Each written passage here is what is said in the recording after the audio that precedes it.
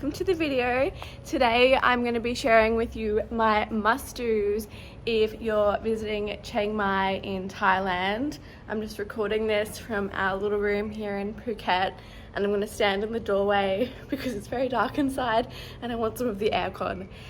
Anyway, I hope you enjoy this video. The best way to start your Chiang Mai adventure is for a ride in a tuk-tuk. So a tuk-tuk is a colourful three-wheeled mode of transport that we have in a lot of Southeast Asian countries like Thailand. Essentially, they are small open-air taxis, and they have really colourful designs, and they are super exciting for little kids because they just zip through the streets of Chiang Mai and you really are able to see the streets from a unique perspective. They're also relatively inexpensive, so they're a great way to get around while also turning it into a fun activity. Where we were staying, it's a condominium that's not in the old town, it's in the new area of Chiang Mai. So for us to get to the old town, it was 100 baht each way. A tip for you is to always negotiate the fare before you get in. That way there's no nasty surprises on the other end. Caveat to that is, if you are riding in a tuk-tuk late at night from, say, the Sunday night market, the fare is going to be a bit more expensive because they have such a high demand and it's their peak time. So I think at that time we were paying about 150 to get home.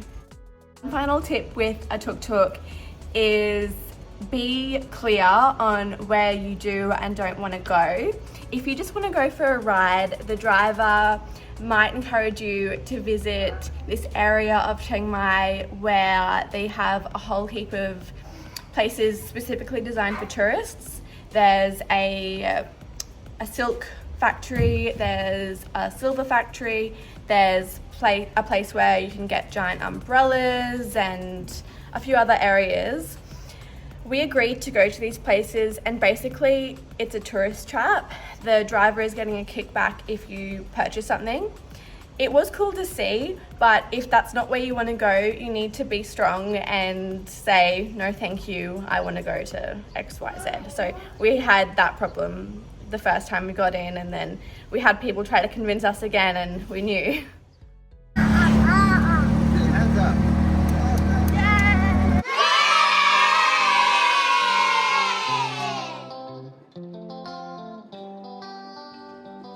On my list is visiting some of Chiang Mai's bustling markets. Our favourite was hands down the Sunday walking street market.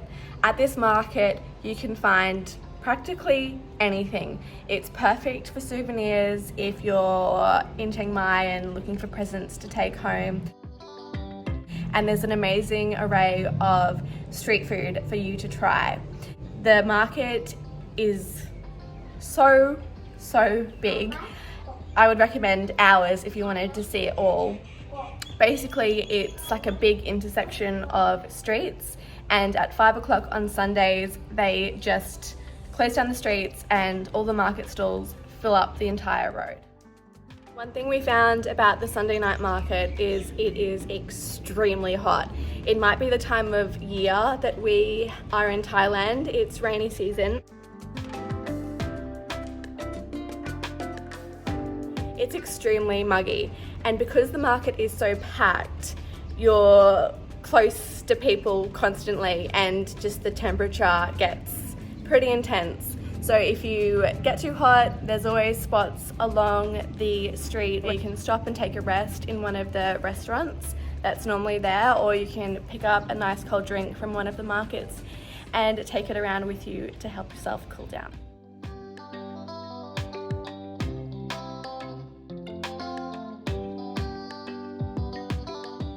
You can also get incredible art at the Sunday market.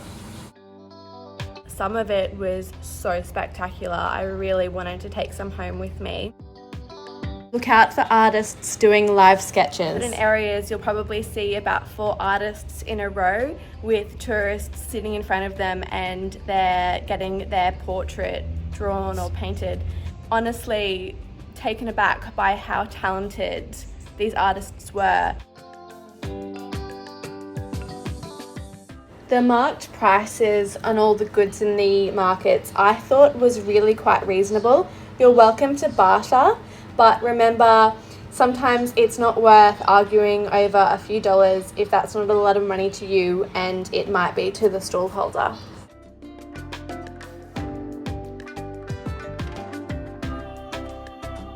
If you're in the markets with kids, because of how busy it is, it's a really good idea to make sure you keep a very good eye on them. We actually put an air tag in something Callie's wearing so we know exactly where she is, because I believe it's better to be safe than sorry.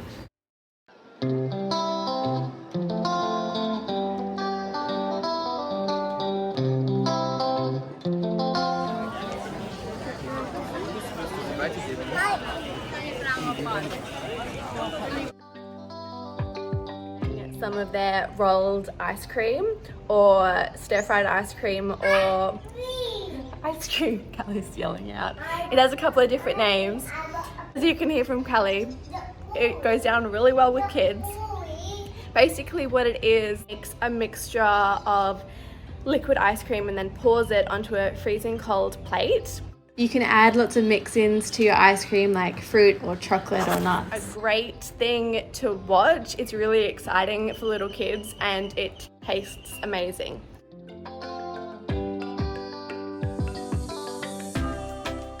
In Phuket, I didn't see it in Chiang Mai, you can get a protein base, which is what I've been getting currently, and it's been so good.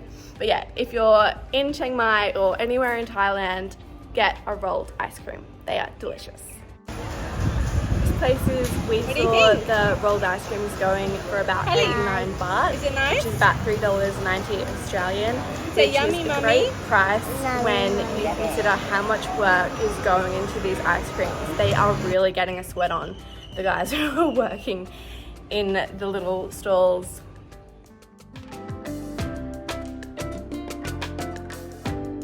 Visit one of the shopping centres in Chiang Mai. There is actually a few large shopping centres for you to choose from. There's the Central Centre, which is about 20 minutes from the old town. Then there's the Central Airport Shopping Centre, which is right next to the international and domestic airport in Chiang Mai. And there's another shopping centre called These shopping centres are very Western. To me, it feels like I'm just walking through an Australian shopping centre. They have all the brands that you'd see back home, plus some Thai brands. So there's a really nice mix. They also have really cool grocery stores and food courts.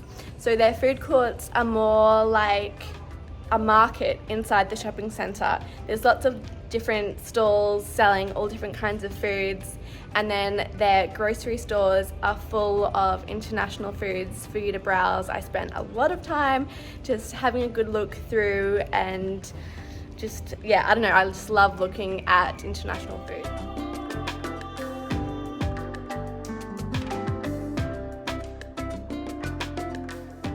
One of the things I've noticed about Thailand is they have absolutely incredible pastry. So if you're at one of these shopping centres, go to the food court. There's normally a bakery in the food court, and try some of the things they have on offer. We've tried some of their bread, some of their waffles. I've tried some of their, I got like a cream cheese scone type thing. Everything I've tried has been absolutely delicious. If you're traveling with kids, the shopping centres are a great place to go because you can spend quite a few hours in the air conditioning, and they always have areas where they've got indoor playgrounds for kids to run around in.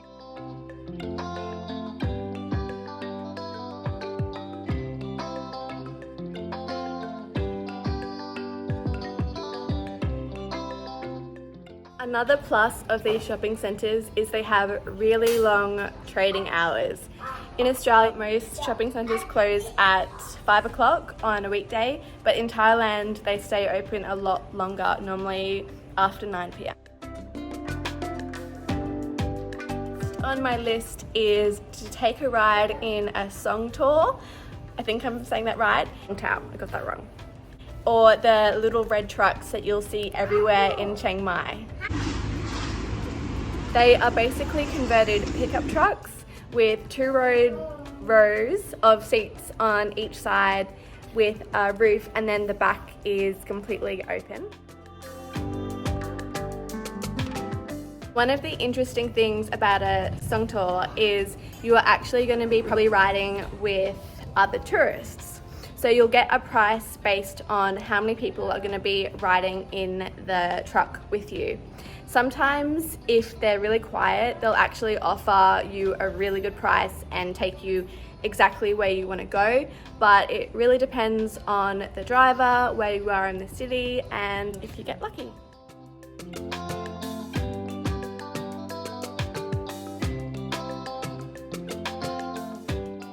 Tours can get really crowded, so if you are riding one, make sure you're holding the handrails that they have, and they can also get really hot. So there's not a lot you can do about that. You can open the windows and the back's open, but it's still pretty hot inside. Chiang Mai is famous for the vast number of temples that it has within its city. I highly recommend going and visiting a few during your stay. I'll put a couple of the top recommendations on the screen here. When you're visiting a temple, it's really important that you dress appropriately. That means no exposed shoulders and no short shorts.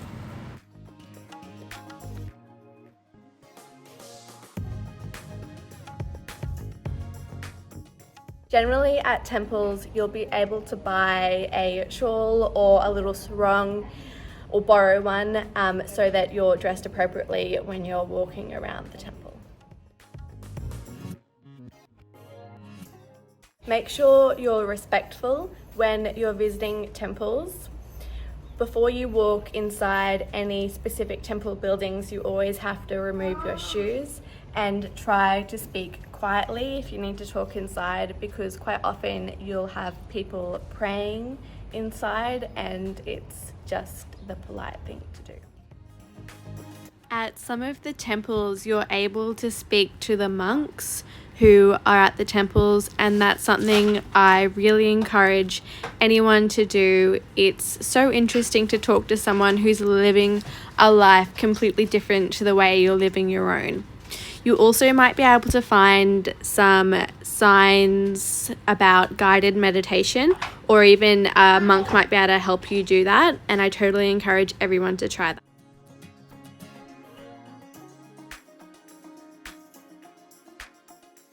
If you're able to, it's also always nice to give a donation.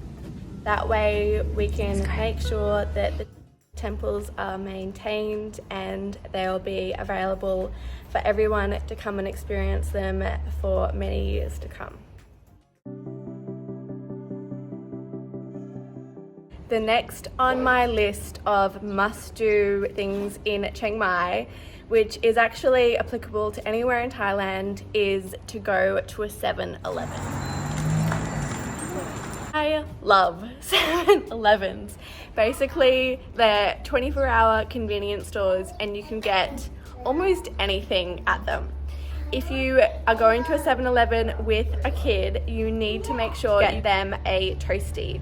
Their ham and cheese toastie is Callie's favorite. They also have different versions. They've got a plain cheese one if you're a vegetarian. I'm not sure if they have any vegan toasties, but they might. I'll check next time I'm there. You can try all these different Thai chips and chocolates and lollies. I always have a lot of fun browsing through the shelves. Quite a lot of the 7-Elevens in Thailand have little coffee shops inside them, and you can get really nice coffee at a really great price. So it's a win-win. I think 7-Elevens are Callie's favourite part of Thailand. Every time she sees one, she says, "Supermarket, supermarket," because she knows in 7-Elevens she gets ice blocks.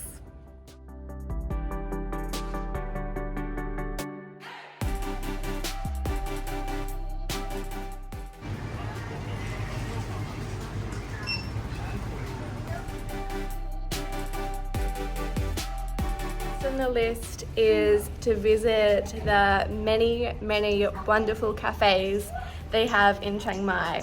If you're just walking down the street, you'll probably come across, I'd say, at least 10 cafes. So go in, try a couple of them, find your favorite. Our favorite that we found was one, I'll put on the screen here, that had trees actually growing inside the cafe, and they had little bunnies that Callie was able to play with, so that was super cute for us. The coffee in Chiang Mai is amazing. Australia has great coffee, but Chiang Mai did pretty well in terms of coffee.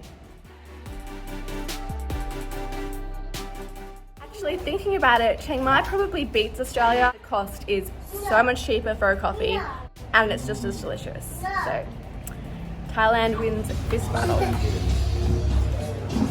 Generally come with pretty good Wi-Fi in a nice cafe, use their Wi-Fi and do some work for a while, or call your family back home. Next on my list is to try a Muay Thai class when you're in Chiang Mai. This one probably not so much for kids, maybe for the adults, but if your child is, I'd say, over 5, they'd probably have a really fun time trying to learn some Muay Thai.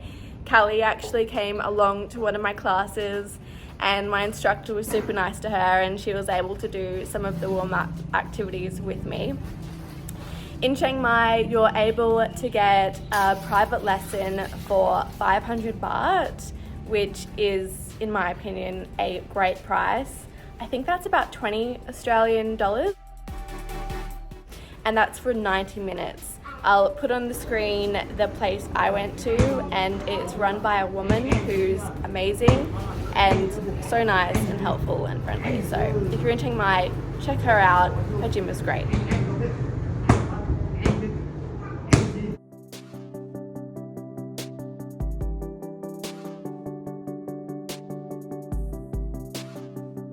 In my list of must-do things in Chiang Mai, something that you just could not miss is a massage. In Thailand, you can get the best massages for the most amazing prices. Our favorite massage place we were going to was 1 hour for 250 baht. So nice to Callie. Callie always got her own little chair. They gave her a little baby massage just for free, and they just totally spoiled her and made her feel really special every time we went to visit them. So it was really nice that we were able to kind of build that rapport with the ladies in the shop, and they did the best foot massages. Walking down the street, you will see so many massage shops. It's unbelievable. And so it's a good idea to have a little bit of a look online, see what places get good reviews, and just go in and check some of them out. Our favorite way to get a foot massage is actually sitting in their nice armchairs, because it means I can do a little bit of work on my phone, and James just likes to chill out, and Callie gets her own chair. So we prefer that type of massage over to lying down in the beds, but it's totally whatever works for you. My final must-do is just to get out and walk around the city. When you walk around on foot, you're able to notice a lot more smaller details that you might miss if you're whizzing past on a bike. We had a great time exploring around Chiang Mai with Callie.